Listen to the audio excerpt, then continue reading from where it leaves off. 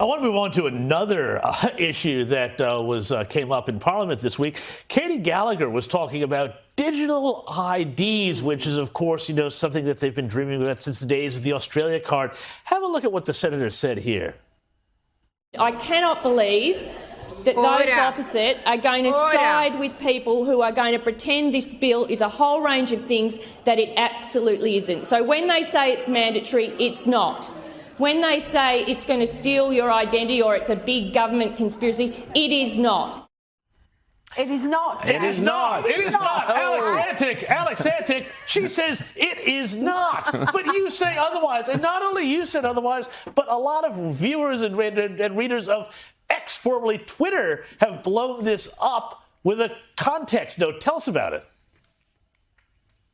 Yeah, look, well, if Katie says so, then I'm all on board. There's no problem. Then I must have got it wrong. Everyone must have got it wrong. So, no, look, the fact of the matter is this is legislation. People that aren't aware of this is, I think, one of the biggest stories in Australian politics over the last period. I mean, this is going to fundamentally change everything we do, and this is going to become an enormous impost on freedom.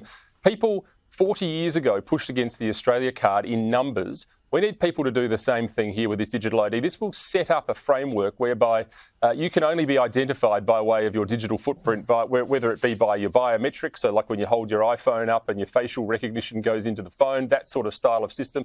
And they're saying at the moment, no, it's all just voluntary. You don't have to worry about that. It's not going to be mandatory. Just like, remember that safe and effective jabs that we used to get? They were only voluntary as well to start off with. And then before you know it, you couldn't get a job without one. So, I mean, if you believe that, then I've got a nice big wire coat hanger over the Sydney Harbour Bridge, which I'm going to sell you this afternoon. This is going to become fundamental to everything you do in this country, including at some point getting a Medicare number, going to hospital, getting a bank loan. And, I can tell you right now, and I'll just get my tinfoil hat out because we're running out of conspiracy theories, by the way. They all seem to come true, so we're going to find a few new ones. How about this one?